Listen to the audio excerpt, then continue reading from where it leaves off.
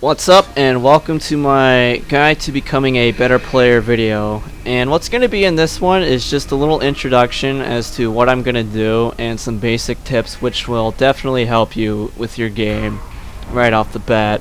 And first off, I was originally going to call this the idiot-proof guide to 4-to-1 ratios, but as I was recording some rounds last week, I realized that there's something a little more to getting scores like that other than just some basic know-how.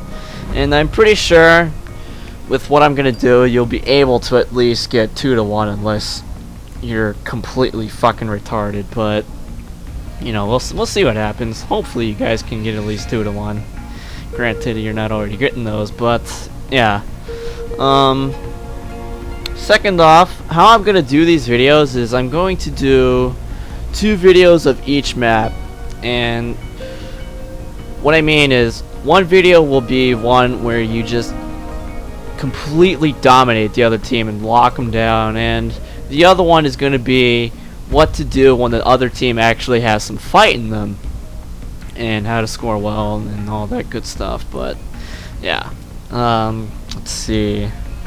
Oh. And here's a basic tip to if you're dying a lot. Chances are you're being too aggressive. And let's face it, CoD4 is a defensive game and it rewards camping like it's nobody's business. I've heard mixed opinions about me, like, some people say I'm aggressive, some people say I'm camping, and truth be told, it's a little of both. The best way to describe my style is I'm an aggressive camper, and what that means is I'm always in a spot to get the maximum amount of kills with the most amount of safety. And that's why I die so little in some of my videos, is because of that and how I play and all that good stuff. Let's see, what else? I should really start writing scripts. I'm so bad. I spend the whole day, kind of like reciting this thing in my head, and then, when I'm on the line, I just go blank because I'm so bad. Let's see. Oh, anyway, I'm gonna be doing these for Domination, obviously, because that's the mode I play. And don't ask me to do videos for TDM or Headquarters or Search and Destroy or whatever. If you're not an idiot, you can follow the fundamentals and you'll do well in any game mode. Let's see, what's next? Another tip.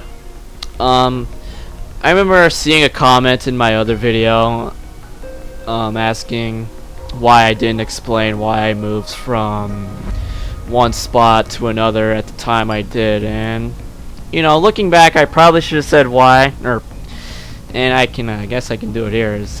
It could be for a couple of reasons. The first one is I just stopped getting kills and I got tired of waiting there, so I moved to a different spot to try and get some more kills. And I do that because I would rather move around for 5 minutes and get no kills and sit in one spot for 5 minutes and get no kills, because I'm just frantic like that and I get bored really easily. So running around is always good, and moving around is always a good way to play. Not too much, you gotta know when to do it and when not to do it, and where to do it as well. But yeah, that's why I move around when I do. Oh yeah, more reasons. God, I'm bad. Another one could be, the spot that I'm in might not be a strong spot to be, so I might have gotten 2 or 3 kills and then it was time to move on, because that spot, this people are like clockwork. If they get killed by a guy in one spot, as soon as they respawn, they're gonna run straight back at you, and if you kill enough people, eventually you're just going to get overwhelmed. So just don't overstay your welcome. Get a few kills and move on to a different spot. And here's a little clip showing exactly what I mean.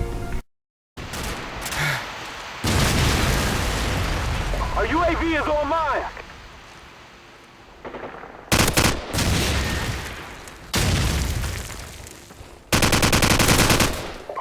Securing B!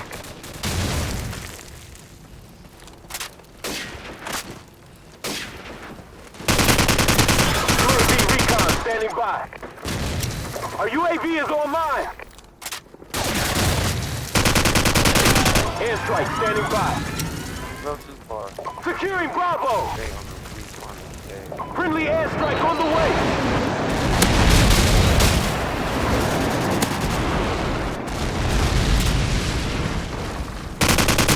Helicopter support standing by. And it's as easy as that. I killed 2 people trying to capture B. I killed the same 2 people again because they tried to look for me. I killed another 2 people because they got curious and decided to see what was going on top of the airstrike getting 1 kill, which makes for an easy 7 kill streak. And it's really as easy as that. It's I can't explain it any better than that. Let's see, next up, choppers. If you don't already know this by now, when you get your chopper, wait till you die to call it in, because if you call it in after you die, the kills it gets will count towards your next reward streak. So you can only get 2 kills. Let's say you get 2 kills, right? And then the chopper gets 1, and that'll give you UAV and so on. And you know, sometimes your chopper will just go on a fucking rampage and murder everyone, and you know, within 30 seconds you could have another airstrike just like that. And you know, playing that way is a surefire way to get your ratio up and get better scores and all that great stuff. Next up is my classes, since a ton of people seem to be interested in how I have my classes set up, so I guess I'll go over them. The first one here is my flag capturing setup. Frag X3 for obvious reasons, and it'd probably be better to use extreme conditioning, but whatever.